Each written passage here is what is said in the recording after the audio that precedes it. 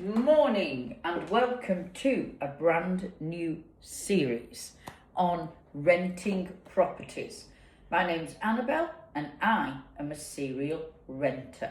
I have rented over 45 properties since leaving home. Now that either makes me extremely experienced or I'm just not very good at staying put.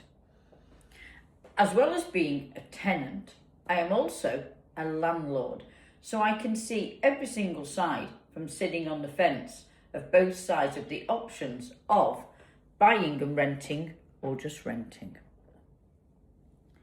This series is to share with you all my knowledge I've learned over the 45 homes I've been in.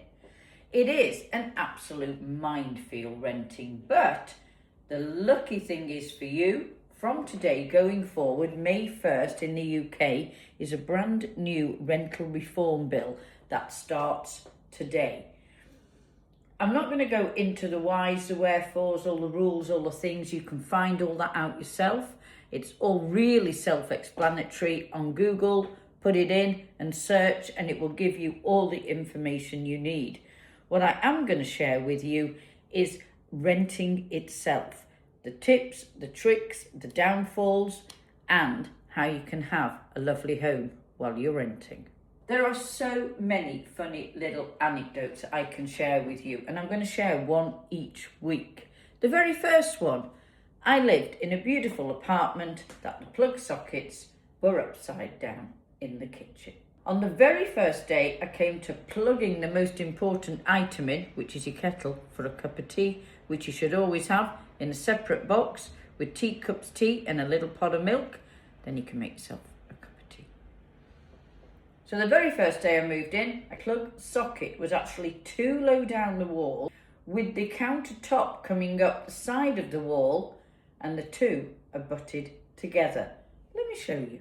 These are my plug sockets in my kitchen here with the countertop returning up the wall. The plug sockets in the apartment I rented were abutting up against here. So you couldn't get your full plug in because of the protruding part of the countertop. And I only noticed that on the day I moved in. So I spoke to my agent, who spoke to my landlord, who spoke to an electrician, who came out. And the best solution, apparently, was to turn the plug sockets upside down. And that solved the problem. That was a cheaper way of solving the issue. I'd just be intrigued for the next tenants on, wondering why the plug sockets were upside down. I have a good reason why I think that happened. I think they replaced the countertop. And with this new idea of going up on the wall for the return of the countertop, which cuts out tiling, I think they went up too far, didn't actually think through how it would affect the plug socket issue. As I say, I'm going to share an anecdote each week of the mistakes I've made that hopefully you're not going to. Now, there are many reasons why people rent. I like to rent because I like to move about. I'm a bit of a nomadic girl. But people rent in between house moves. So you've sold your house for a really good price. You've not found the one you want to buy. So you're going to rent in between that. You might rent because you're moving areas to work. You might rent because you want to just try something new to live in, like a try before you buy. It is and has been a bit of a minefield. But today, and the reason I'm starting my series today, May the 1st, 2026, is there is a brand new rental reform bill that has come in starting today here in the UK. It completely changes how you, going forward, rent properties.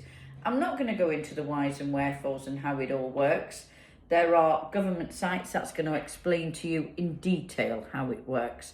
The one biggest thing that you need to know is there is no more 6 months lease, 1 year lease. There's no leases. It's a rolling contract going forward, which gives a lot more flexibility to you, the renter. First tip of this brand new series is join one of the biggest sites on the internet for buying and rented. It's called Rightmove. Rightmove is a huge internet site with thousands and thousands, hundreds of thousands of properties on, as I say, for buying and rented. Now, when it comes to searching on Rightmove, there are hundreds of thousands of properties. You need to be able to filter your area down. It can be great putting in, say for instance, Dorset or Kent, but you are going to get hundreds of thousands of every variable property type, size, price. And you don't want to waste your time doing that. So filter down. Filtering is the best way to do it. You can filter on price, both ends, the cheapest to the expensive. You can filter on location.